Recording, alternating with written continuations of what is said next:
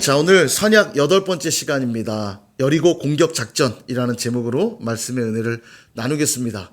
이제 큰 장애물이었던 요단도 건넜고 길갈이란 곳에서 할례를 행했고 유월절까지 지키면서 거룩한 하나님의 백성들로 준비 작업을 다 마쳤습니다. 이제 본격적인 정복 전쟁을 위해서 그 첫걸음을 떼는데요.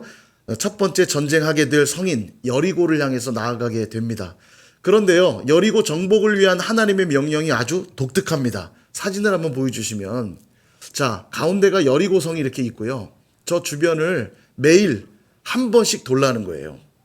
매일 한 번씩 돌고 7일째 되는 날은 7번을 돈 다음에 크게 외치면 이 성이 무너져 내린다는 겁니다. 이런 전략 보신 적 있으십니까? 무슨 이런 전략이 있어요. 더군다나 아무렇게나 돌면 안 돼요. 순서가 정해져 있습니다. 가운데에는 언약궤가 배치되어야 되고 그 언약궤 바로 앞에는 7명의 제사장이 나팔을 불고 나팔을 불면 행진을 시작하는데 앞에 군대가 배치되고 뒤에도 군대가 배치돼서 이 순서대로 매일 한 바퀴 돌고 둘째 날도 한 바퀴 돌고 셋째 날도 넷째 날도 다섯째 날 여섯째 날 한 바퀴씩 돌다가 7째 날에만 7번을 돌고 외치라. 이런 전략 보신 적 있습니까? 조금 황당하죠. 그러나 하나님은 조금은 특별하고 또 어떤 면에서 황당하기도 한 이런 방법들로 우리에게 승리를 주실 때가 많습니다.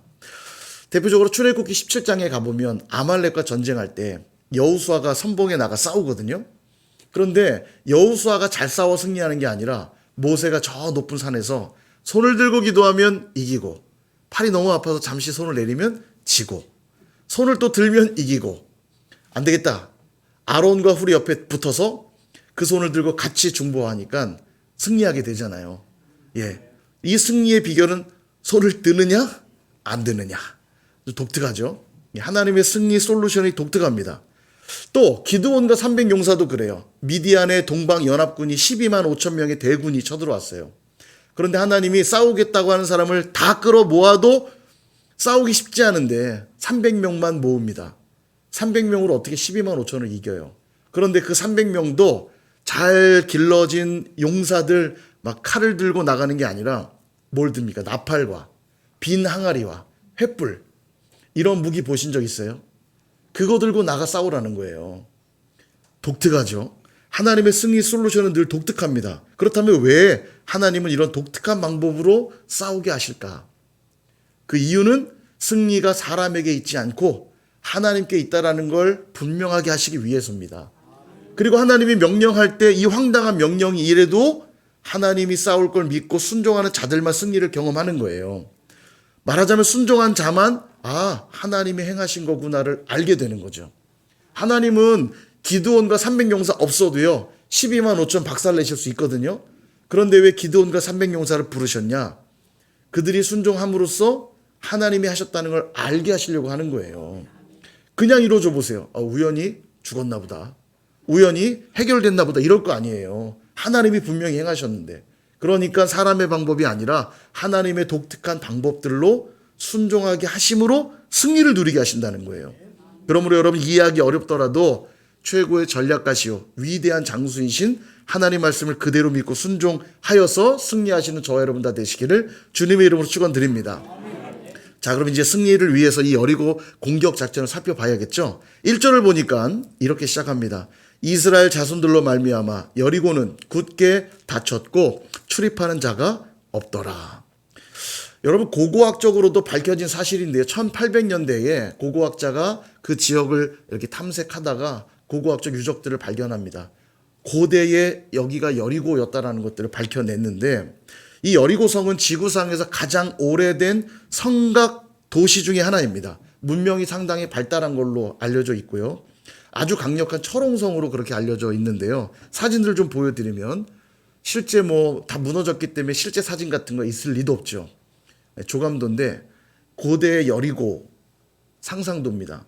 보시면 굉장히 큰 도시에 성벽이 2개로 되어 있습니다. 그죠? 아래쪽에 하나 있고 위쪽에도 하나 있고 그 다음에 저 성벽을 주변으로 잘 그림이 보이실지 모르겠는데 지금 조그만 글씨로 도랑이라고 써 있거든요. 도랑 말하자면 이제 해자라고 그러죠. 해자.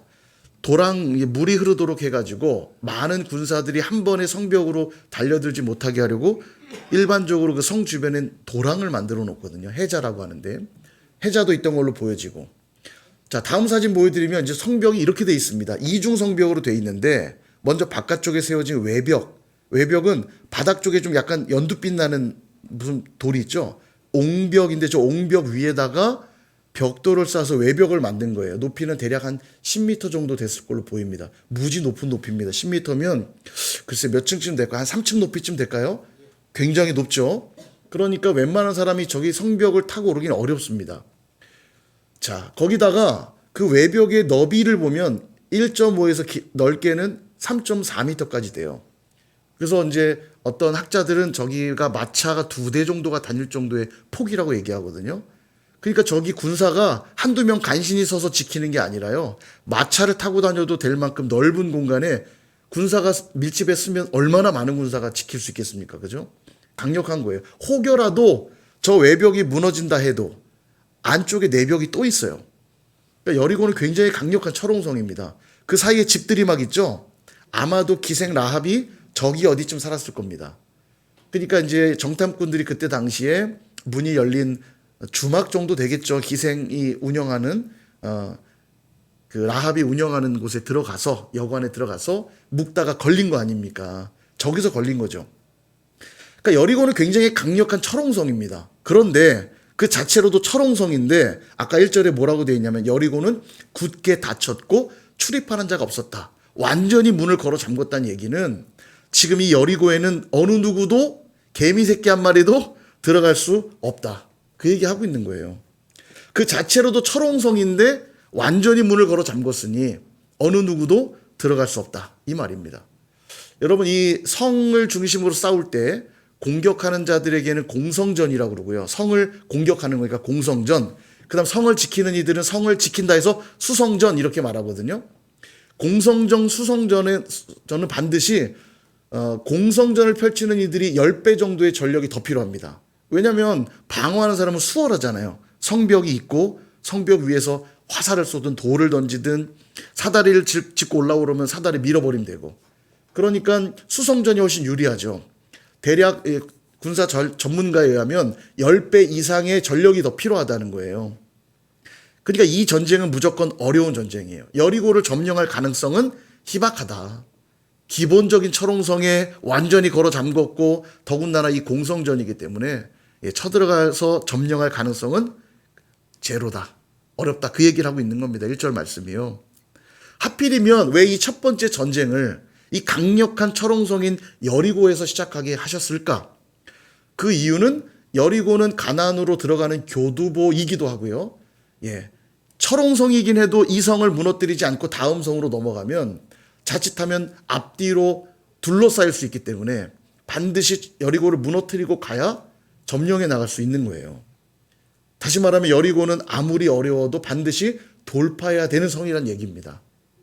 여러분 이것이 하나님의 백성들의 삶이 아닐까 그런 생각들을 해봐요. 하나님에 대해 전혀 호의적이지 않은 세상 속에서 살아갈 때 그리스도인들이 살아가는 삶은 결코 녹록지 않죠. 적당히 세상 사람들하고 섞여 살면 힘들지 않은데 기독교 신앙을 가지고 살려고 하면 할수록 더 어렵습니다. 세상 사람들이 그렇게 호의적이지가 않잖아요. 마치 여리고성을 단단히 걸어 잠근 것처럼 성도들과 교회를 향해서 세상은 결코 호의적이지 않습니다. 요즘 종교의 자유가 있다 하지만 요즘은요 복음 전하면 경찰에 신고하는 사례들이 점점 많아지고 있고요. 민원이 들어가면 못하도록 제지합니다. 전에 안 그랬는데 요즘 그렇게 문화가 바뀌어가고 있고요. 그리고 우리나라는 아직까지는 버티고 있지만 조금만 선진국 사례들을 보면 차별금지법 같은 것이 통과된 나라들 보면 미국에도 통과된 주들이 있죠. 그 얘기를 들어보면 그렇습니다. 차별금지법이 통과됐기 때문에 차별하면 안 돼요. 그러니까 동성애자가 교인으로 있을 수 있기 때문에 만약 목사가 동성애가 죄라고 얘기하면 법에 의해 저촉이 됩니다. 동성연애자가 만약에 우리 줄에 좀 서주십시오. 동성연애자끼리 결혼하는데 줄에 서주십시오. 목사의 양심상 종교의 양심 때문에 그럴 수 없다라고 말하면 이것도 법에 저촉이 돼요. 이거 역차별 아닙니까? 예. 자기의 신앙의 양심 때문에 할 수 없다고 말하는데도 법이 그렇게 만들어놨기 때문에 접촉되는 거예요. 점점 교회를 향해, 성도들을 향해 세상은 적대적으로 변해갑니다. 마치 여리고를 단단하게 걸어 잠근 것처럼 돌파해 나가기가 쉽지가 않아요. 그런데 여러분, 어렵다고 힘들다고 피해갈 수가 없습니다. 이 여리고를 피해가면 더 위험해지거든요. 그리고 이 여리고를 무너뜨려야만 하나님이 약속한 그 땅을 밟을 수가 있어요. 그러므로 여러분, 아무리 힘들어도 세상을 향해 우리는 나아가야 됩니다. 마치 빛이 제가 설명드렸죠. 전구 안에 있는 이 필라멘트, 이 절연체입니다. 전기를 흐르지 못하도록 하는 절연체인데 전기를 흘려보내면 이건 전기를 흐르지 못하게 하는 절연체니까 전기를 막죠. 그러니까 열이 발생하고 그 열 때문에 빛이 나는 거거든요. 빛의 원리입니다. 그게 빛이 나는 원리는 저항함으로 나는 거예요. 세상은 죄 가운데 살아가고 하나님 없이 살아가지만 하나님을 믿고 거룩한 삶을 살아가는 교회와 성도들 때문에 세상이 밝혀지는 거예요. 세상은 죄 짓는 걸 당연하게 여기고 이쯤은 괜찮다고 말할 때 교회가 하나님의 진리로 그렇지 않다라고 저항하고 말해줄 때 세상은 밝아지는 겁니다. 세상하고 똑같이 살아갈 때 어두워지는 거예요. 소금도 마찬가지입니다. 여러분, 국을 먹을 때 싱거운 국을 먹으면 얼마나 맛없습니까? 어제도 오늘 어디에서 준비를 했는지 맛있는 된장국 같아요. 된장국 냄새가 아주 진동을 하는데 너무 맛있겠다. 지금도 침이 꼴딱꼴딱 넘어가시죠? 이제 배고플 시간이 오니까. 그런데 국을 먹는데 싱거우면 맛이 없잖아요. 소금을 넣는데 소금이 어떻게 해야 맛을 냅니까? 녹아야 맛이 나잖아요. 녹아야. 만약 덩어리 채 있으면 맛을 낼 수가 없어요. 교회와 성도들이 세상을 향해 스스로를 녹여낼 때 맛이 나는 것처럼 우리는 하나님의 방법으로 세상을 향해 나갈 필요가 있습니다. 오직 하나님 말씀, 하나님의 복음으로만 정복할 수 있는 거거든요. 그런 의미에서 오늘 이 말씀을 통해서 여리고의 공격 작전 4가지를 한번 확인해 보도록 하겠습니다. 숫자로 읽으면 4가지. 4가지가 있어야 돼요. 자, 우리 이 4가지를 한번 살펴볼까요? 첫 번째 명령입니다. 나팔을 불라, 이렇게 말씀합니다. 나팔을 불라. 8절과 9절을 보니까 이렇습니다. 여호수아가 백성에게 이르기를 마침에 제사장 7은 양각 나팔 7을 잡고 여호와 앞에서 나아가며 나팔을 불고 여호와의 언약궤는 그 뒤를 따르며 그 무장한 자들은 나팔 부는 제사장들 앞에서 행진하며 후군은 궤 뒤를 따르고 제사장들은 나팔을 불며 행진하더라. 아멘. 무슨 말인지 막 헷갈리지만 아까 이미 그림을 보셨기 때문에 상상하시면 돼요. 앞에도 군대가 있고 뒤에도 군대가 있는데 나팔을 불 때에 다 함께 나아가라, 이런 얘기입니다. 나팔을 부는 것의 의미가 뭘까? 그걸 생각할 필요가 있죠. 나팔은 언제 불라고 성경이 말하냐면 민수기 10장에 가보면 나팔을 부는 때를 4개 정도로 이야기를 합니다. 초하룻날 불어라. 초하루는 지켜야 될 절기입니다. 그러니까 절기가 됐다라는 걸 알리는 의미겠죠. 그 다음에 희락의 날, 모두에게 기쁨이 임한 큰 날에 또 나팔을 울리게 돼 있고요. 적들을 만났을 때도 나팔을 불게 돼 있습니다. 위험을 알리는 신호일 수도 있고요. 전쟁 중에는 뭐 돌격 앞으로 이런 사인 줄 때 나팔 부는 거죠. 그 다음 마지막으로 절기의 때, 절기 역시도 하나님 앞에 지켜야 되는 날이기 때문에 나팔로 알리는 건데, 나팔을 뿌 불면 나팔은 소리가 크니까 사람들에게 들으라고 부는 거잖아요. 그죠? 무엇을 알리는 걸까 그럼? 나팔은 무엇인가를 알리기 위해 부는 건데 무엇을 알리는 건가? 바로 하나님의 영광을 선포하는 겁니다. 하나님이 지금 우리 가운데 계시다. 하나님이 영광 중에 임하신다. 그걸 선포하는 행위가 나팔을 부는 거예요. 오늘 누구더러 지금 나팔을 불라고 이야기하시냐면 제사장들더러 나팔을 불라고 명령하고 있습니다. 오늘날에 그럼 제사장은 누구죠? 우리 이미 앞에서 살펴봤었죠?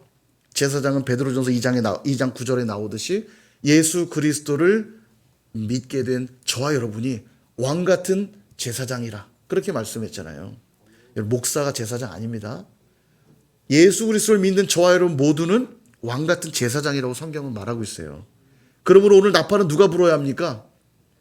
우리가 불어야죠. 우리가. 제사장 된 저와 여러분이 나팔을 불어야 돼요. 다시 말하면 하나님의 영광을 선포하고 하나님을 찬양하라는 이야기입니다. 여러분 가정에 어려움이 있습니까? 뭘 하셔야 돼요? 나팔을 부셔야 돼요. 나팔을요. 선일교회 공동체에 어려움이 있습니까? 어떻게 해야 되죠? 나팔을 불어야 돼요. 이곳은 하나님의 교회입니다. 이곳은 하나님의 가정입니다. 하나님이 우리 가운데 일하실 줄로 믿습니다. 하나님은 전능하신 하나님이심을 믿습니다. 나팔을 부셔야 된다. 그냥 아이고 죽겠네 아주 그냥 부정적이고 그냥 믿음 없는 말들 뱉지 마시고 하나님을 찬양하는 나팔을 부셔야 돼요. 제가 7년 전쯤에 운전 중 사거리에서 신호 대기하고 있는데 제가 타고 있던 차가 본네트에서 연기가 막 올라오는 거예요. 이렇게 이게 뭔가 잠시 후에 불꽃이 일어나기 시작합니다. 불이 난 거죠, 차에. 와, 그냥 얼마나 무섭던지 제 아내랑 같이 타고 있었는데 빨리 내렸습니다. 차 뒤에 있던 미니 소화기를 꺼냈는데 이게 얼마나 오래됐든지 나오지도 않아요. 가스가. 갖다 버리고 앞에 무슨 노인 요양소 같은 게 하나 있더라고요. 뛰쳐 들어가서 소화기 좀 하나 달라고 받아가지고는 나갔더니 벌써 불이 한참 붙었어요. 막 본네트에 막 활활 타오르는데 제가 가스차라 LPG차라 이게 불이 뒤로 계속 붙으면 폭발할지도 모른다는 이 두려움 때문에 이 불을 좀 빨리 꺼야겠는 거예요. 119 신고는 하라고 시켜놓고 소화기를 들고는 어디서 그런 용기나 한지 가서 운전석에 본네트를 당겨 열어가지고 한 손으로 본네트를 열고 얼마나 겁이 나든지. 근데 지금 빨리 안 하면 폭발할까봐 사람들이 다 나와 보고 있는데 야, 이게 나만 위험한 게 아니라 이 주변 사람들 다 위험하겠다 싶은 마음에 본네트를 이렇게 들어갔고 소화기로 막 불을 좀 많이 좀 껐습니다. 근데 마침 감사하게도 119가 어디 지나가던 길에 연락을 받고 빨리 왔어요. 그래서 이제 불을 끄긴 껐지만 뭐 전소됐죠. 거의 다 탔습니다. 차가 거의 타가지고 폐차시켰죠. 그렇게 폐차시키고 돌아오는 길에 감사했어요. 큰 사고 나지 않고 무사하게 귀한 곳에 대해 감사하지만 또 차를 그냥 날려버린 거 아닙니까? 뭐 오래된 차긴 했지만. 근데 여름인데 이제 여름 사역들을 제가 좀 다녀야 되는데 대부분 여름 사역들은 이렇게 기도원 같은 데서 많이 하잖아요. 수련회 하다 보니까 대중교통으로는 가기 힘든 곳들이 많습니다. 또 저녁 집회 마치고 돌아오면 밤에 와야 될 때가 많아요. 차가 꼭 필요하죠. 차는 이렇게 불에 탔고 여름 사역들은 이제 줄줄이 있는데 야 어떻게 해야 되나 기도하던 중에 주시는 마음이 나팔을 불어라. 이런 마음 주죠. 나팔을 불어라. 그래서 그래 하나님이 하실 것이다 믿고 페이스북에다가 나팔을 불었습니다. 썼어요. 일어난 사고들을 쓰고 하나님이 이럴 것들을 기대함으로 탁 글을 올렸더니 불과 몇 분 안 됐는데 댓글이 하나 딱 달립니다. 20년 만에 고등학교 친구인데 20년 만에 그동안 뭐 친구가 맺어졌었나 봐요. 연락도 안 하던 친구인데 20년 만에 탁 연락이 와서 댓글에 뭐라고 달렸냐면 마침 자기가 차가 2대인데 차 주차비도 계속 나오고 타지도 않는 차를 폐차하려고 신고를 했다는 거예요. 접수를 했다는 거예요. 곧 폐차를 시켜야 되는데 차는 멀쩡한데 그냥 이제 차 2대를 두느니 그냥 처리하려고 폐차를 접수를 했다는 거예요. 이제 곧 폐차할 거라는데 이거라도 필요하면 타라는 거예요. 그래가지고 그 길로 달려가서 오랜만에 친구도 만나고 그러니까 아반떼 XD 멀쩡해요. 차가 한 4만 킬로밖에 안 탔어요. 얼마 안 된 깨끗한 차예요. 그래서 고맙다고 그 차를 받아와서 여름 사역을 잘하고 몇 년 또 그 차를 잘 탔거든요. 뭐 저밖에 기쁠 리가 없죠. 뭐 여러분 여러분 일 아니니까. 죄송합니다. 얼마나 놀라운 일입니까? 제가 보고 하나님 정말 감사합니다. 돌아오는 그 차 안에서요 막 찬양도 부르고 하나님 감사합니다. 나의 모든 필요를 아시고 채우신 하나님 찬양합니다. 정말 또 나팔을 또 불게 되더라고요. 그러므로 여러분 우리 앞에 여리고가 있을 때 염려하고 근심하고 불평하고 원망하기보다는 하나님을 찬양하는 나팔을 부실 수 있기를 주님의 이름으로 축원합니다. 2번째 명령은 언약궤를 매라고 이야기하십니다. 우리가 이미 요단을 건널 때 언약궤의 중요성은 이미 살펴봤어요. 언약궤의 의미가 뭐냐면 하나님의 말씀, 하나님의 언약, 하나님의 임재라고 했습니다. 근데 지금 언약궤를 어디에 두라고 했냐면 아까 처음 본 사진 기억하시죠? 언약궤를 중앙에 두라고 했습니다. 중앙. 그죠? 이 말은 언약궤가 이 전쟁의 승리의 핵심이라는 거예요. 그렇잖아요. 사람의 힘으로 싸우는 게 아니라 하나님이 싸우시는 전쟁이에요. 그러니까 언약궤가 중심에 있어야 하는데 그 말은 우리 삶의 중심에도 하나님의 언약궤가 있어야 된다는 거예요. 다시 말하면 하나님의 말씀, 하나님의 언약, 하나님의 임재가 우리 삶에 있을 때 승리할 수 있는 겁니다.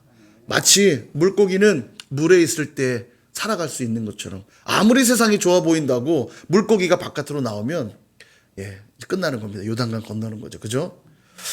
저와 여러분도 마찬가지예요. 하나님 없이는 우리는 아무것도 할 수 없고 전혀 살아갈 수 없다는 걸 우리 인정해야 됩니다. 그러므로 날마다 하나님의 말씀과 언약과 임재 가운데서 살아가야 돼요. 아무리 바빠도 아무리 힘들어도 아무리 분주해도 이것만큼은 놓아서는 안 되는 거예요. 물고기가 힘들다고 물에서 떠나면 죽는다니까요. 그리고 이 여리고 성문은 내 힘으로는 절대 열 수가 없어요. 별짓 다 해도 열리지가 않습니다. 하나님이 열어주셔야만 열리는 곳이거든요. 그러므로 여러분 아무리 힘들어도 아무리 바빠도 아무리 어려워도 더욱 하나님의 언약 붙잡고 더욱 하나님 말씀 순종하고 하나님의 임재 가운데서 살아가실 수 있기를 주님의 이름으로 축원합니다. 세 번째 명령은 영적 군사되어서 하나 되라고 우리에게 말씀하시는데요. 여리고 성을 돌 때 누가 어디에 어떻게 서야 될지 정확하게 지시했다고 그랬죠. 한 번 더 사진을 보시면 이렇습니다. 가운데 언약궤와 나팔 부는 제사장이 중심이에요. 그것이 핵심인 거 맞습니다. 그런데 앞에도 군대가 서라 했고 뒤에도 군대가 서라 했는데 이 군대는 도대체 누굴까요? 잘 선발된 몇몇의 군인들일까요? 아니에요. 모든 백성들이 다 저기 나눠 쓰는 겁니다. 모든 백성들이 다 군대예요. 하나님의 영적 군사로 부름 받는 거거든요. 저와 여러분도 우리의 정체성은요. 교회이기도 하지만 전투하는 교회라는 점에서 우리는 주님 부르실 그날까지 영적 군사들입니다. 지금 다 군사들이에요. 근데 앞에도 서고 뒤에도 서라고 말하고 있거든요. 그게 무슨 의미냐면 이런 겁니다. 우리가 붕어빵 좋아하는데 붕어빵을 먹을 때 붕어빵 안에 뭐가 들어가죠? 팥이 들어가죠? 그렇죠. 맞아요. 팥도 들어가고 슈크림 들어간 빵도 있습니다. 그리고 그 빵을 받아 먹을 때 우리는 붕어빵이라 불러요. 절대 팥빵이라 부르지 않고 슈크림빵이라 부르지 않죠. 그 속에 사실 그게 맛의 핵심 아닙니까? 그죠? 근데도 팥빵이라 안 부르고 슈크림빵이라 안 부르고 뭐라 불러요? 붕어빵. 왜죠? 이 붕어 모양으로 나온 빵이기 때문에 그래요. 지금 전쟁의 핵심은 물론 언약궤와 나팔 부는 제사장입니다. 하나님이 하실 걸 믿기 때문에 그게 핵심이지만 앞에도 군대 뒤에도 군대를 세우라는 것은 이 전체가 하나님의 무엇란 뜻이죠? 하나님의 군대라는 뜻이에요. 하나님의 군대. 하나님의 영적인 군사라는 겁니다. 너희들은 하나님의 영적 군사라는 거 잊지 말라는 거예요. 여러분 군대에서 가장 중요한 건 뭘까요? 우리 군인으로 계시는 우리 성도님들이 계시니까 너무 잘 알겠지만 군대 핵심은 상명하복 아닙니까? 맞죠? 맞죠? 우리 군인 집사님들 맞죠? 저도 군대 갔다 와서 알아요. 상명하복. 상관이 명령하면 하관은 복종하는 겁니다. 군대는 이게 거의 뭐 생명과도 같은 거예요. 그래야 일사불란하게 전쟁을 치르죠. 전쟁이 시작됐을 때 상관의 명령에 불복하면 죽여도 문제 안 됩니다. 이게 그 정도로 중요해요. 상관의 명령은.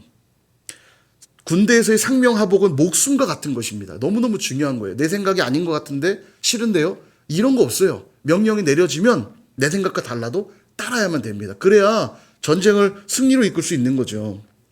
이처럼 군대의 일사불란함은 너무너무 중요한데 내가 아무리 잘 싸워도 내 옆에 진지가 무너지면 나도 위험해지는 거죠. 그죠? 이소룡이 아무리 뛰어나다 해도요. 군대만 하겠습니까? 그죠? 이순신 장군도 마찬가지입니다. 위대한 장군 맞습니다. 그가 했던 명랑해전 보면 12척의 배를 가지고 133척의 외선들을 다 박살내거든요. 이게 불가능한 싸움인데 이순신 장군 혼자 싸웠나요? 아니죠. 이것은 엄밀히 말하면 이순신 장군의 명령에 일사불란하게 따른 조선 수군의 승리입니다. 최근에 그 고려 거란 전쟁 아주 재밌게 보고 제가 사극은 안 빠지고 항상 보거든요. 제가 역사도 좋아하고 사극도 좋아하는데 강감찬 장군 이야기잖아요. 귀주대첩. 보니까 최근에 곧 끝날 것 같아요. 보니까 이제 귀주대첩이 이제 막 무르익고 있는 상황인데 보니까 강감찬 장군 어렸을 때 그렇게 공부했는데 사실은요 강감찬은 이분은 군인이 아닙니다. 이 문신 출신이에요. 전쟁에 나가 싸워본 적이 없는 분입니다. 근데 이 귀주대첩 당시의 나이가요 70이었고요. 나이도 많았고 그런데 왜 군인도 아닌 그 사람을 상원수, 말하자면 총사령관으로 세워서 전쟁하게 했느냐? 그가 뛰어난 전략과 지략을 갖고 있으니까 그를 현종이 세운 거예요. 나가서 이제 전쟁을 지휘하는데 실제로 전쟁을 해본 적도 없는 군인이지만 그가 가지고 있는 병법과 전략을 명령했을 때 군인들이 일사불란하게 그 명령을 따랐기 때문에 귀주대첩이라는 엄청난 대승을 경험할 수 있었던 거예요. 한두 명이 잘 싸운다고 이길 수 있는 게 아닙니다. 모든 군대가 주신 명령 안에 일사불란하게 하나가 될 때 그 전쟁을 승리로 이끌 수 있는 거예요. 영적인 군사된 저와 여러분들도 동일합니다. 오늘 우리의 상관은 누굽니까? 하나님이시잖아요. 그러니까 하나님이 딱 우리에게 말씀해 주시면 우리는 따라야 돼요. 상명하복. 아멘. 아멘. 거기에 내 생각, 내 개인적 생각, 개인적 판단, 개인적 상황들 자꾸 거기에 가미하게 되면 그 군대는 당나라 군대 되는 겁니다. 당나라 군대. 사랑하라고 그러셨는데 골라서 사랑하면 되겠어요? 안 되겠어요? 안 되죠. 대답 안 하는 거 보니까 안 하시려고 지금 대답 안 하시는 거죠? 용서하라고 하셨는데 편가르면 됩니까? 안 됩니까? 못해요? 안 되죠. 그죠? 섬기라 하셨는데 자꾸 대접 받으려고만 하면 됩니까? 안 됩니까? 그런 공동체에서 승리는 불가능할 겁니다. 여러분 기억하십시오. 우리의 승리가 나의 승리가 된다는 걸 기억하셔야 돼요. 나만 잘하면 되지. 나만 잘 먹고 잘 살면 되지. 나 혼자 아무리 잘해도 내 옆에 진지가 무너지면 나도 죽는 거라니까요. 나의 승리는 우리의 승리가 될 수 없지만 우리의 승리는 나의 승리가 된다는 걸 반드시 기억하셔야 돼요. 그러므로 공동체가 승리할 수 있도록 힘쓰시는 저와 여러분 되시기를 주님의 이름으로 축원합니다. 네 번째 명령은 아무 말도 하지 말라. 침묵하라 이렇게 말씀하세요. 10절을 보니까 이렇게 나옵니다.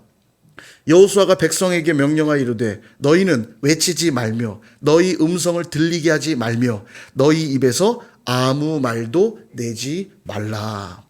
아멘. 마지막에 외치라고 명령하기 전까지 너희들은 아무 말도 하지 말라. 그러니까 여러분 상상해 보세요. 매일매일 한 바퀴씩 돌잖아요. 분위기가 어땠을까요? 발소리만 들려서 슥, 슥, 슥. 아무도 말을 안 하니까요. 맞죠?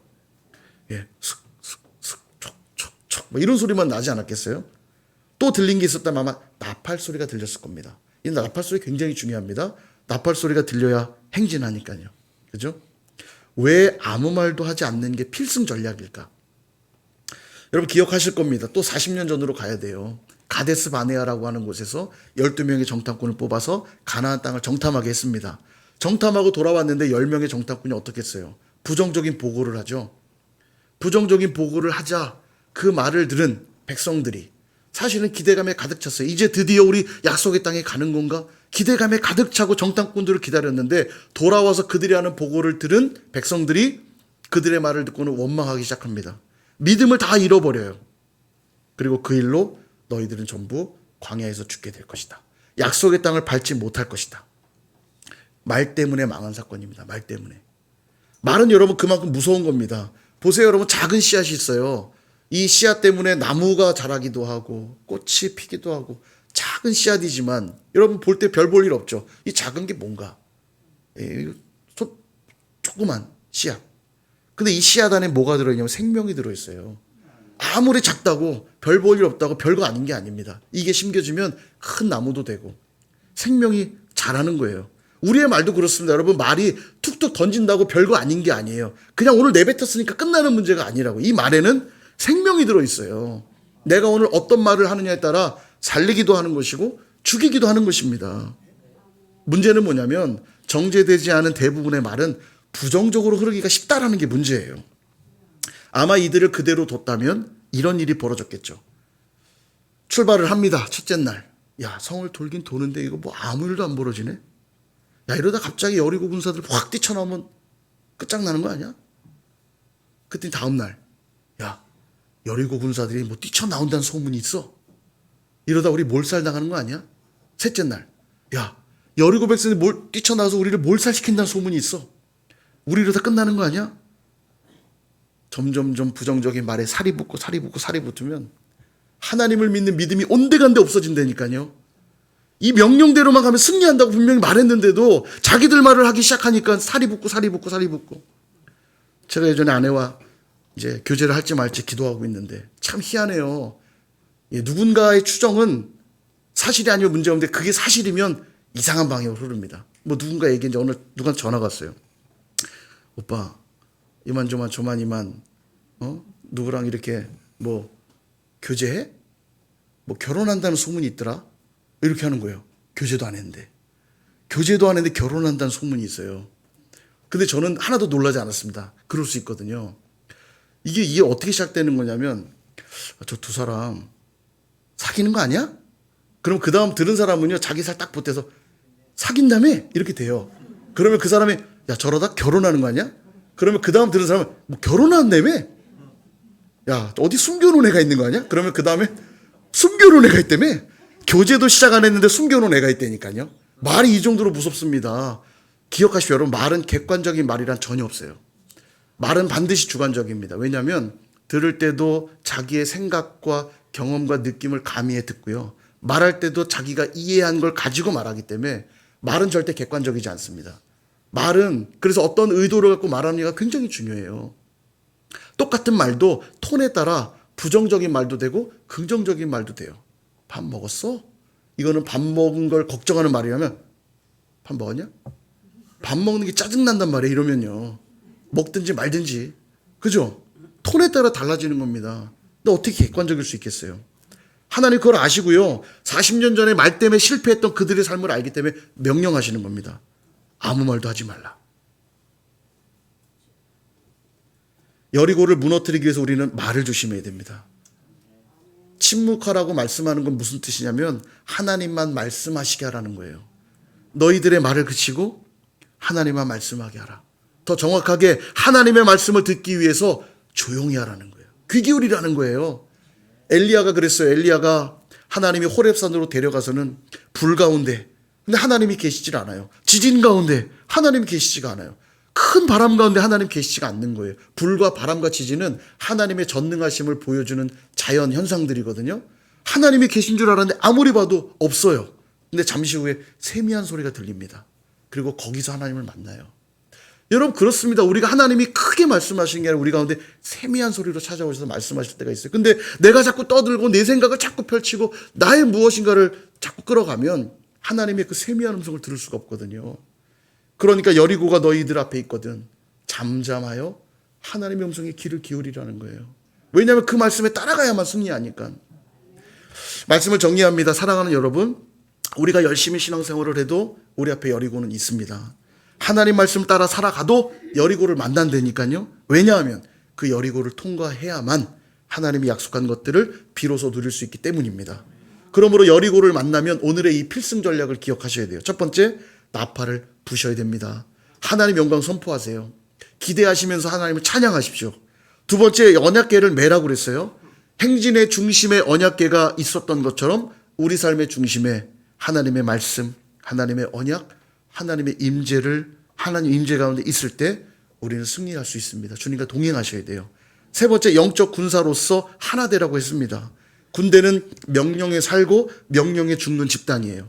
상명하복이 되지 않으면 망하는 겁니다. 하나님이 오늘 공동체 주시는 명령 앞에 영적 군사된 우리 모두는 함께 더불어 순종해야 돼요. 마지막 네 번째, 침묵하라고 그랬죠. 여러분 말은 부정적으로 흐르기가 쉽습니다. 부정적인 말들은 나도 죽지만 내 옆에 그 말을 듣는 누군가도 믿음 없게 만들어버리기 때문에 다 같이 망하는 거예요. 가급적 나의 말은 조금 멈추실 필요가 있습니다. 그래야 세미한 하나님의 음성을 들을 수 있거든요. 하나님의 그 나팔 소리에 집중하셔야 됩니다. 그런데 여러분 이렇게 필승 전략을 확인하고 나니까 정말 강력한 여리고가 있다는 걸 확인하게 돼요. 그게 뭐냐? 하나님이 일하시겠다고 우리에게 말씀하시는데 하나님이 우리 가운데 역사하시겠다고 말씀하시는데 그걸 도저히 믿지 못하고 자꾸 마음의 문을 단단히 걸어 잠그는 바로 나. 나팔을 불라고 그랬더니 하나님의 영광은커녕 자꾸 내 영광만을 추구하려고 하는 나. 언약궤를 매라고 했더니 하나님 말씀보다 내 생각, 내 경험대로만 살아가려고 하는 나.